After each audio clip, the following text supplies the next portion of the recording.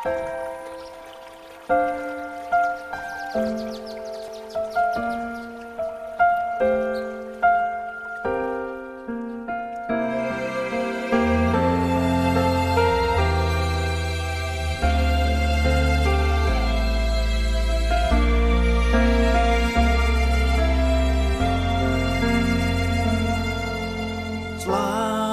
pagi Allah Bapa, selamat pagi Yesus, selamat pagi Roh Kudus, selamat pagi Tuhan. Terima kasih buat cintamu membangunkan aku. Hari baru kau berikan, terima kasih Tuhan. Saat ku terjaga, malam telah berlalu, hari baru menjelma, fajar hidup mereka. Oh betapa besarnya rahmat-Mu ya Tuhanku, selalu baru setiap pagi. Indahnya burung berkicau bernyanyi, memuji Allah Sang Pemberi. Hatiku bersyukur, jiwaku memuji Yesusku, semua karena kasih-Mu.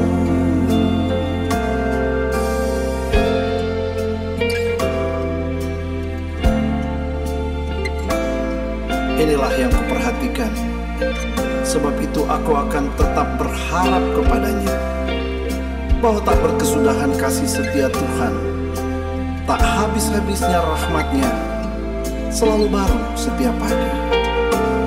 Besar setia-Mu Tuhan. Terima kasih buat cinta-Mu membangunkan aku. Hari baru kau berikan, terima kasih Tuhan. Terima kasih Tuhan.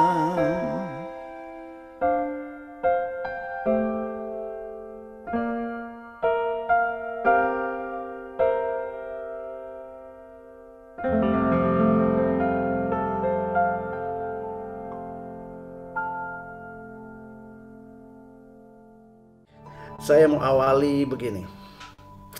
Saya pernah melihat sebuah plakat di toko buku Kristen. Mungkin juga Anda pernah melihat ini. Ada tulisan begini: Yesus Jurumudiku.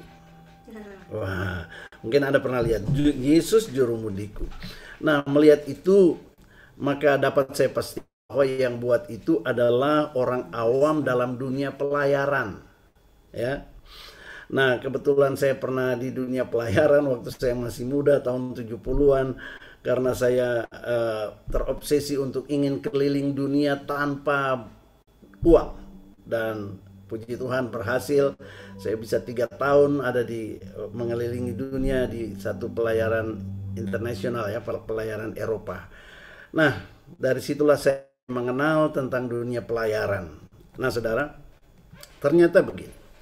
Di dalam dunia pelayaran, ketika kapal itu sedang berlayar, maka ada 2 orang minimum yang harus selalu ada di anjungan kapal. Anjungan kapal itu atau bridge, ya, bahasa Inggrisnya bridge, itu adalah ruangan tempat di mana ada kemudi kapal, kemudian semua perlengkapan navigasi ada di sana. Nah, 2 orang itu, yang satu namanya captain atau master, atau kalau kita katakan nahkoda atau mualim. Nah, saudara, Nahkoda ini memikul tanggung jawab yang terpenting dalam sebuah pelayaran. Ya, tugas nahkoda itu bertanggung jawab untuk membawa kapal itu sampai kepada tujuan, bertanggung jawab juga untuk keselamatan seluruh penumpang dan semua barang yang ada di atas kapal. Itu nahkoda. Nah, sementara ada yang kedua namanya jurumudi. Jurumudi ini disebut bahasa Inggrisnya able seaman atau dikatakan AB. Nah, saudara, waktu saya ikut berlayar, saya 1 tahun saya sebagai kelasi biasa dan 2 tahun terakhir saya sebagai AB, able seaman. Dia itu jurumudi. Nah, jurumudi ini tugasnya adalah memegang kemudi selama jam jaga dia. Nahkoda akan menetapkan koordinat pelayaran, kemana haluan kapal itu harus diarahkan, dan jurumudi bertanggung jawab untuk menjaga kemudi kapal itu supaya tetap terarah pada koordinat yang sudah ditetapkan oleh nahkoda. Nah, di kapal-kapal modern sekarang ini diperlengkapi dengan yang namanya autopilot. Nah, kemudi kapal memang tidak lagi dipegang oleh jurumudi untuk kapal jenis ini. Tetapi jurumudi tidak boleh meninggalkan ruang kemudi, dia harus tetap memastikan kapal tidak berubah arah. Kenapa kapal bisa berubah arah? Karena pertama, ada faktor angin. Angin yang mendorong pelan-pelan akhirnya berubah arahnya. Kedua, gelombang. Gelombang laut bisa membuat kapal itu beralih haluan. Dan yang paling sulit adalah yang namanya arus di laut. Arus di laut itu bisa menggeser haluan kapal itu. Nah, begitu berubah 1 derajat saja, maka jurumudi harus segera mengkoreksi, pegang kembali kemudi itu secara manual, kemudian mengembalikan kepada koordinat yang sudah seharusnya.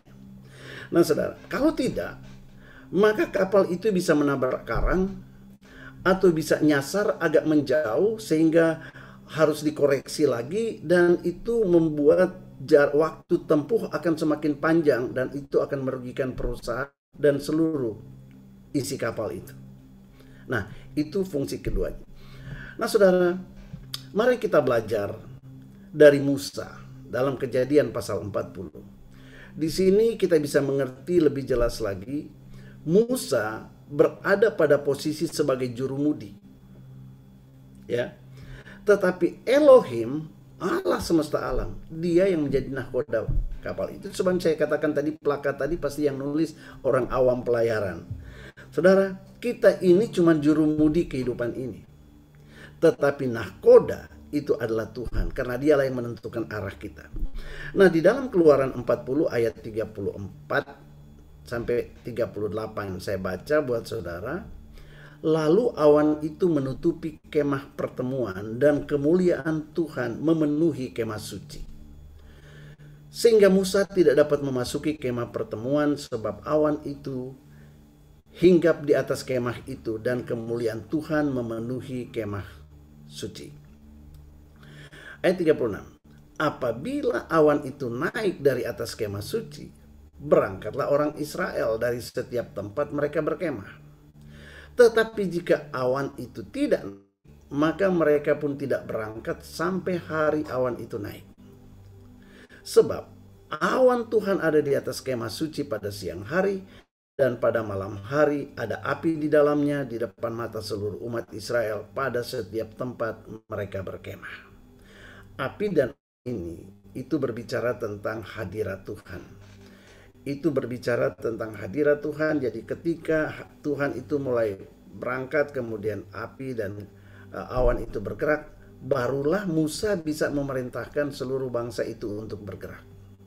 Nah, itu dia. Kenapa? Karena Tuhan itu nahkoda, jurumudi tidak bisa sembarangan suruh bergerak. Nah, masalahnya buat kita begini. Pertanyaannya adalah, kalau kita bisa melihat awan itu, maka hidup ini akan sangat mudah untuk ikut Tuhan. Kenapa? Kita ada patokan secara visual. Seperti awan besar yang memimpin kita. Tapi sekarang, di mana awan itu? Di mana awan itu? Kita sepertinya seringkali kehilangan arah, tidak tahu mau kemana, karena kita tidak bisa melihat awan itu. Saudara, hari ini saya mau beritahu saudara, kabar baiknya adalah awan yang berisi Allah itu kita tidak lihat secara fisik. Kenapa? Karena sekarang ada di dalam kita, ada di dalam saudara, ada di dalam saudara. Saudara, sejak kita terima Yesus sebagai Tuhan dan Juru Selamat, Alkitab berkata, Roh Allah tinggal di dalam kita. Itulah awan kita, Roh Allah tinggal di dalam kita, menjadi Immanuel buat kita. Nah, ini yang sering kali kita tidak sadar. Saudara, pertanyaan besarnya adalah, ya Alkitab bilang begitu, tapi bagaimana kita bisa tahu kalau dia ada di dalam kita? Bagaimana kita bisa mendengarkan perintahnya ke kiri atau ke kanan? Bagaimana kita bisa tahu bahwa kita ini ada di track, ada di jalur yang ditetapkan oleh Tuhan itu sendiri? Nah, saudara, Yesaya 32 ayat 15 dan 17, di sana ada indikator penting hari ini kita mesti lihat betul-betul. Yesaya 32 ayat 15 berkata begini, sampai dicurahkannya kepada kita roh dari atas, maka padang gurun akan menjadi kebun buah-buahan, dan kebun buah-buahan itu akan dianggap hutan. Jadi ketika Roh Kudus tidak ada di dalam kita, awan itu tidak ada dalam kita, maka hidup ini akan menjadi terasa seperti padang gurun. Tapi ketika Roh Kudus itu turun dan berdiam di dalam kita, padang gurun kehidupan ini akan berubah menjadi kebun buah-buahan. Dan ketika dia makin lama ada dalam kita, saking lebatnya kebun buah-buahan itu dikatakan akan dianggap hutan. Anda bisa bayangkan bagaimana Brastagi pasti paling tahu itu kalau ada di tengah kebun buah-buahan seperti apa rasanya. Nah, ayat 16. Di padang gurun, ini indikatornya. Di padang gurun selalu akan berlaku keadilan. Dan di kebun buah-buahan akan tetap ada kebenaran. Saya baca sekali lagi. Di padang gurun akan berlaku keadilan, dan di kebun buah-buahan akan tetap ada kebenaran. Ayat 17. Di mana ada kebenaran, di situ akan tumbuh damai sejahtera, dan akibat kebenaran ialah ketenangan, ketentraman untuk selama-lamanya. Nah, saudara, indikasi yang pertama adalah indikasi keadilan. Ketika engkau mulai merasa tidak diperlakukan adil, maka biasanya kecenderungan kita akan mulai fokus mencari keadilan di ini. Dan yang namanya adil di dunia ini, gigi ganti gigi, mata ganti mata, itu baru adil. Nah, saudara, ketika engkau mulai merasa hidupmu seperti di padang gurun, di mana kedamaian menguap begitu saja, kegembiraan lenyap, mengucap syukur menjadi berat, dan hidup ini rasanya hambar dan hampa, itu indikasi bahwa engkau sudah mulai menyimpang daripada arah yang Tuhan tetapkan buat kita. Engkau sedang ada di padang gurun kehidupan ini. Dan kalau engkau merasakan ini, maka segeralah periksa kembali posisi koordinat hidupmu di hadapan Tuhan Yesus. Kenapa? Karena biasanya arus dunia ini, angin pencobaan, serta gelombang masalah dalam hidup kita yang datang bertubi-tubi tiap hari, lambat laun akan membuat kita keluar jalurnya Tuhan. Dan kita mulai menempuh jalan kita sendiri. Dan kita akan mulai mengambil alih, menahkodai hidup kita sendiri, bukan lagi Tuhan. Dan kita mulai bergantung pada kekuatan dan kemampuan kita sendiri. Hati-hati kalau sudah seperti ini. Dengar baik, engkau sudah mulai menyimpang dari jalurnya Tuhan. Hanya akibat. Yang pertama, karam, kandas, tenggelam. Atau menjadi seperti bangsa Israel itu. Setiap kali mereka memberontak terhadap Tuhan, masa tempuhnya jadi panjang. Kalau engkau sungguh-sungguh dengan Tuhan, engkau sudah melihat perbuatan Tuhan yang besar, dan engkau ingin untuk terus berada bersama-sama dengan Tuhan. Kalau engkau tetap ada pada jalurnya Tuhan, maka apa yang kau inginkan, apa yang kau rindukan, apa yang menjadi pengharapan saudara, itu jarak tempuhnya makin cepat. Tetapi kalau engkau mulai keluar dari jalurnya Tuhan, maka waktu yang mestinya 1 bulan bisa jadi 2 tahun, 3 tahun. Nah, sebab itu penting sekali kita untuk setiap hari kita mengoreksi arah tujuan kita. Nah, tadi saya katakan indikasinya yaitu, pertama, kalau kita mulai ada perasaan tidak diperlakukan adil dan kita mulai fokus untuk mengejar keadilan ini, gigi ganti gigi, mata ganti mata, dan lain sebagainya. Nah, saudara, kalau itu terjadi, maka segeralah sesuaikan arah hidupmu dengan arahan Sang Nakhoda yang ada tertulis jelas dalam Alkitab. Laporkan kepada Tuhan dalam doa. Posisimu lagi di mana nih? Koordinat hidupmu sekarang lagi di mana? Lalu jangan bertindak sendiri, nantikan perintahnya. Itu sebabnya kita selalu ada di lu setiap pagi supaya kita bisa mendengarkan perintah Tuhan. Seperti orang Israel itu menunggu awan itu bergerak, baru dia bergerak. Indikasi kedua, namanya indikasi kebenaran. Indikasi kebenaran bilang begini, di mana ada kebenaran? Pertama, di situ akan tumbuh damai sejahtera. Kalau hidupmu penuh dengan damai sejahtera, apa yang kau lakukan, engkau rasanya ada damai sejahtera, maka itu tandanya engkau masih ada di tracknya yang benar. Yang kemudian bukan cuma sekedar damai sejahtera, tetapi ada akibat. Kalau engkau merasa tenang, ya, tenang, aman, ada satu kepastian, ya, itu artinya engkau tetap berada di jalur kebenaran itu. Dan bukan hanya ketenangan, dikatakan ketentraman untuk selama-lamanya. Ketenangan dan ketentraman itu dua hal yang berbeda. Nah, saudara, hidup engkau merasakan penuh dengan kesegaran, seperti di pohon buah-buahan, semuanya menyehatkan, ya. Asupan kita adalah dari buah-buahan segar, sehat semuanya. Nah, saudara, dan begini, kalau keadilan itu berkata gigi ganti gigi, maka kebenaran itu berkata lain. Apa kata kebenaran? Ditampar pipi kiri, kasih pipi kanan. Saudara, ini tidak adil. Menurut dunia ini tidak adil. Lalu gimana kalau, di mana letak kebenarannya? Kalau ditampar pipi kiri, dikasih pipi kanan, di mana letak kebenarannya?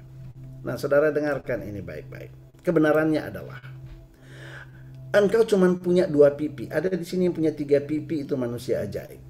Engkau cuma punya 2 pipi, sekali lagi. Nah, saudara, jika musuh kita ingin sudah dikasih 2 pipi, lalu dia mau menampar lagi, maka saudara, di pipi siapa yang dia mau tampar? Pipinya Immanuel yang ada di dalam kita. Nah, saudara, kalau dia tampar yang ketiga, dia akan berhadapan dengan Immanuel. Dan Immanuel mau bilang begini sama kita pagi hari ini. Mazmur 91 ayat 8. Engkau akan menontonnya dengan matamu sendiri. Bagaimana melihat bagaimana pembalasan Tuhan terhadap orang-orang yang suka menyusahkan engkau. Nah, saudara, sebab itu 2 kali ditampar pipi kiri kanan, itu sebenarnya tidak lebih dari sebuah ujian buat saudara. Ujian kesabaran, ujian untuk mengampuni, ujian untuk tidak membalas kejahatan dengan kejahatan. Memang Alkitab berkata ampunilah 7 kali 77 kali. Fine, itu betul. Tetapi ini kalau kita tidak lulus yang 2, bagaimana kita bisa yang lebih lagi?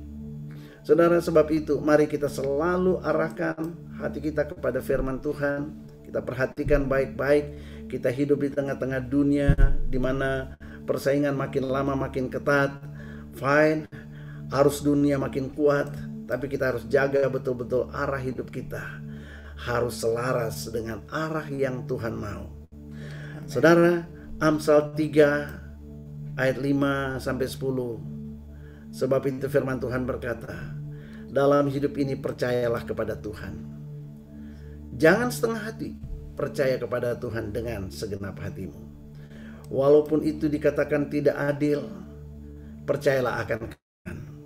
Daging selalu merasa tidak diperlakukan adil, tetapi roh yang ada bersama-sama dengan roh saudara ini, dialah kebenaran dan keadilanmu. Akuilah dia di dalam segala lakumu. walaupun rasanya itu tidak masuk di akal, tidak sesuai dengan apa yang aku inginkan. Kalau Tuhan mau seperti itu, lakukan. Dan dikatakan, maka Ia akan meluruskan jalanmu. Amin. Seringkali keinginan daging ini membuat kita mulai menyimpang, arah pelayaran kita mulai menyimpang. Nah saudara, kenapa? Karena kita ingin mengikuti keinginan hati kita. Tetapi kalau kita percaya kepada Tuhan, kita mengakui Dia dalam seluruh hidup kita, maka itu akan membuat Dia mudah untuk meluruskan kembali jalanmu, sehingga engkau tidak perlu tersesat, tidak perlu karam, dan arah perjalananmu itu akan semakin cepat. Amin. Ayat 7 berkata, jangan engkau menganggap dirimu sendiri bijak. Kau cuma jurumudi hidupmu. Kau cuma dipercayakan untuk sementara pegang kemudi hidupmu. Tapi kau bukan nahkoda. Ingat itu baik-baik. Sebab itu jurumudi jangan menganggap dirimu nahkoda. Jangan menganggap dirimu bijak. Takutlah akan Tuhan dan jauhilah kejahatan. Nah saudara, ayat 8 berkata, itulah yang akan menyembuhkan tubuhmu dan menyegarkan tulang-tulangmu. Haleluya. Amin. Saudara, hari-hari ini ada begitu banyak, tengah-tengah pandemik, ada banyak hal yang menakutkan kita. Tapi hari ini Tuhan ingatkan kita, kalau hidupmu engkau serahkan, engkau bersandar kepada Tuhan. Yes, Tuhan percayakan engkau untuk pegang kemudi, jadi jurumudi, tapi jangan melangkah yang menyimpang dengan apa yang Tuhan mau. Maka ketaatan kita itulah akan menyembuhkan tubuhmu, akan menyegarkan tulang-tulangmu. Dan saya percaya ini berlaku untuk ekonomimu, untuk rumah tanggamu, untuk bisnismu, untuk pekerjaanmu. Dia katakan kalau hari-hari ini mungkin ada orang-orang yang membuat engkau sakit secara ekonomi, sakit di dalam bisnis, sakit di dalam karirmu, karena engkau diperlakukan tidak adil. Dengar baik, jangan bertindak sendiri menganggap dirimu bijak, tetapi tetap takut akan Tuhan, jauhi kejahatan, serahkan semua itu kepada Tuhan. Maka apapun yang dirusak oleh dunia ini, Dia yang akan menyembuhkan, Dia yang akan memulihkan. Dan hari-harimu setiap hari yang kau akan rasakan seperti di kebun buah-buahan, segala sesuatu menyegarkan. Haleluya. Saudara, dan ayat 9 berkata, muliakanlah Tuhan dengan hartamu dan dengan hasil pertama dari segala penghasilanmu, maka lumbung-lumbungmu akan diisi penuh melimpah-limpah, dan bejana pemerahanmu akan meluap dengan air buah anggur. Jikalau hidupmu ada dalam koridornya Tuhan, jikalau hidupmu ada dalam trek yang benar, jikalau hidupmu dipimpin oleh Roh Kudus, walaupun daging ini seringkali menolak, tapi biarkan Roh Kudus menuntun engkau, dan engkau akan melihat perjalananmu menuju pengharapan yang engkau minta dari Tuhan, yang engkau tabur di ladang Tuhan untuk sesuatu terjadi di tahun 2021 ini akan terjadi percepatan. Engkau akan segera sampai di sana. Itu sebabnya saudara, hari ini apa yang kita akan berdoa, saya ingin berdoa supaya roh yang dari atas itu sekarang turun untuk memenuhi kita. Kita butuh Roh Kudus. Hari ini kita mau minta lagi. Saudara, mungkin ada orang bertanya, kenapa mesti setiap hari minta dipenuhi Roh Kudus? Saudara, Roh Tuhan ada di dalam kita, tetapi kita perlu minta kepenuhan setiap hari. Kenapa? Sebab itu tadi, tanpa kita sadar, ketika ada angin, badai, gelombang, arus membuat kita kemudian terkoreksi jalan kita, kita butuh kembali Roh Kudus untuk memberikan kita kepekaan untuk mendengarkan suara Tuhan, kepekaan untuk membaca situasi yang ada, dan kepekaan untuk merasakan apa yang Tuhan mau kita kerjakan. Amin, amin, amin. Mari tundukkan kepala saudara. Kira masyanda makara laba. Ora makara laba sikara laba syanda makara laba syanda makara laba. Bapa, hambamu berdoa Tuhan secara khusus. Kami perlu hari ini roh yang dari atas Tuhan. Engkau melihat berapa banyak di antara kami, saudara. Saya mau bertanya, kalau engkau hari-hari ini merasa hidupmu kok seperti di padang gurun ya, Engkau mulai merasakan dan engkau coba berusaha untuk mengejar keadilan, mencari pembelaan dunia ini. Lalu engkau mulai merasakan bahwa damai sejahteramu mulai hilang. Engkau sulit untuk bersuka cita. Engkau berat untuk mengucap syukur. Hidupmu engkau mulai merasa hampa. Engkau mulai merasa sendiri.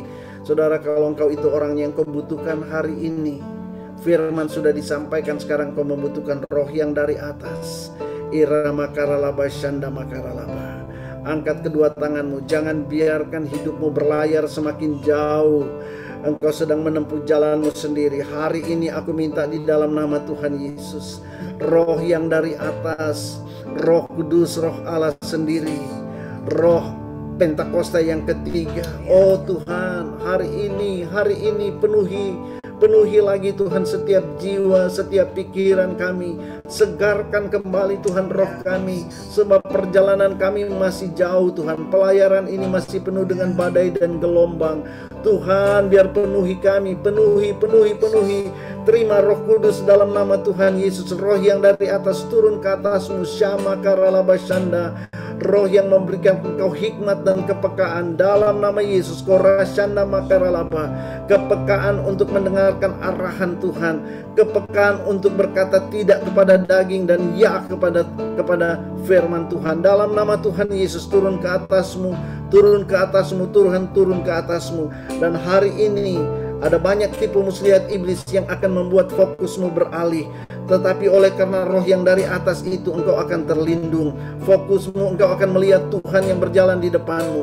Engkau akan melihat Immanuel Robos di depanmu. Dalam nama Tuhan Yesus, Koramashanda makaralaba.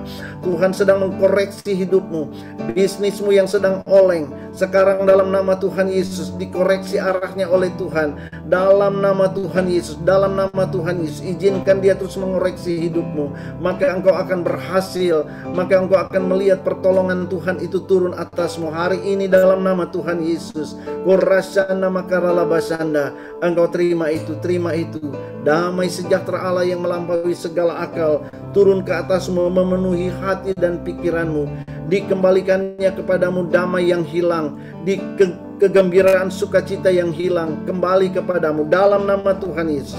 Dalam nama Tuhan Yesus, roh yang sama yang menyembuhkan engkau yang sakit, Haleluya, Korashana makaralaba. Kami minta dalam nama Tuhan Yesus, Roh Kudus Pentakosta yang ketiga, yang di dalamnya punya kuasa dan otoritas untuk menyembuhkan, memulihkan kami. Sekarang ini bekerja dalam nama Yesus. Mereka yang sakit yang sedang mengikuti acara ini, Tuhan, kami berdoa dalam nama Tuhan Yesus, kesegaran dari sorga, kesembuhan dari sorga bekerja saat ini juga. Engkau yang terbaring di rumah sakit, engkau yang sedang menantikan pemulihan secara utuh, dalam nama Yesus, terima kesembuhan hari ini, terima kesembuhanmu hari ini, dalam nama Tuhan Yesus, Orashana makaralabashande. Berkati kiranya juga gembala pembina kami, Pastor Niko Nyoto Raharjo, engkau terus melindungi dia dan semua keluarganya. Perlindunganmu tetap Tuhan atas hambamu ini. Terima kasih Tuhan Yesus, jauhkan dia dari segala sakit, penyakit, kelemahan tubuh dan COVID-19. Tuhan, engkau jauhkan dia daripada semuanya itu. Dan biarlah Tuhan engkau terus memberikan dia arahan-arahan, tuntunan-tuntunan untuk mengemudikan kapal yang besar ini, Jemaat GBI Gatot Subroto. Terima kasih Tuhan Yesus, terima kasih. Orama karalabashanda. Dan Tuhan, sebelum kami mengakhiri, hambamu mau mengangkat tangan sekali lagi. Dan aku mau minta Tuhan, sekarang hujan turun atas setiap anak-anakmu, membasahi semua ladang garapan mereka, sehingga apapun yang mereka kerjakan semuanya akan bertumbuh dan berbuah. Aku minta hujan. I ask you Lord for the rain, the former rain and the later rain come down. Turunlah kiranya, airi kehidupan kami Tuhan, air yang menyejukkan dan menyuburkan. Dalam nama Tuhan Yesus, dalam nama Tuhan Yesus. Hari ini Tuhan, apa yang Tuhan sudah sediakan buat mereka, iblis engkau tidak boleh mengambil daripada mereka. Kami tahu hari ini merupakan sebagian daripada keseluruhan berkat yang Tuhan sediakan untuk tahun 2021. Dan hari ini, yang Tuhan sudah sediakan hari ini, tidak satu pun yang tidak akan terjadi.